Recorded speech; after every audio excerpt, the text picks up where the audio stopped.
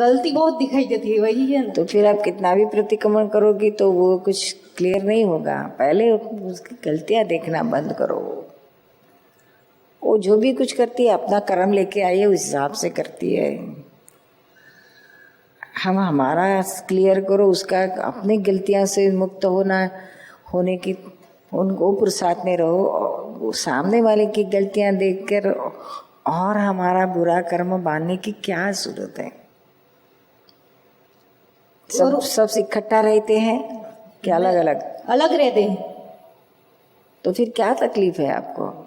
तो कभी कभी ससुर के घर पे जाना पड़ता है, तो ऐसे वो मुझे बुलाती नहीं, ऐसा मन में होता है। उसके साथ ही ऐसा होता है, मुझे मान दे, ऐसा क्यों होता है? तो दूसरे के साथ नहीं होता है। आप उसको मान देना शुरू कर दो, प्रॉब्लम ही सब सॉल्व हो जाएगा। वही तो नहीं होता है। तो फिर दुखी हो जाओ।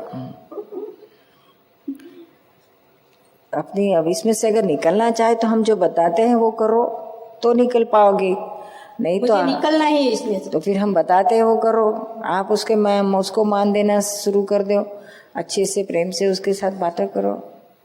बहुत हो गया, और कुछ लेना ना देना, सिर्फ इतना ही करने का है। वो तो ऐसा ही चाहती है, इतना ही चाहती है। तो फिर आपकी गलती है। अरे इतने सस्ते में अगर आपने की फाइल, आपका ये प्रॉब्लम सॉल्व हो जाता है, उसके साथ का बैर खत्म हो जाता है, द्वेष खत्म हो जाता है, तो फिर आप कितनी आसानी से छूट सकती हो। ये तो कितना कर्म बढ़ाएगी। अगले जन्म में यही तो देवरानी या तो सास होके आएगी या अपनी बेटी होके आएगी और पूरा वसूल करेगी।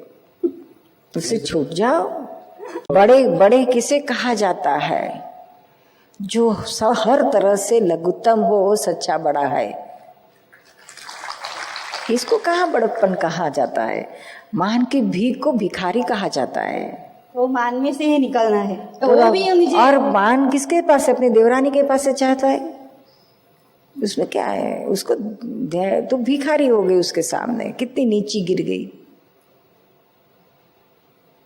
हल्की हो गई। बड़ा का बड़प्पन तो किस तरह से होता है सीखो ना। नोबिलिटी होना चाहिए तो बड़ा कहा जाएगा। जितने बड़े हो तो उतने नोबल हो, बड़े मन के हो। ये तो संकुचित मन के, ईर्ष्या देखा, इस स्त्री प्रकृति से बंधे हुए कहाँ से मुक्ति पाओगे? इसमें से छूटो, निकलो बाहर। प्रेम से उसको रखो। जितनी देवरानियां है, जेठानियां है, जेठ है, जो भी है, सब से प्रेम बांटो। उसे महान कहते हैं, उसे बड़े कहते हैं। भिखारी होना चाहती हो? नहीं। उसकी गलतियां देखना बंद कर तो ऑटोमेटिक उस पर प्रेम आएगा। और मान तो हमें चाहिए नहीं।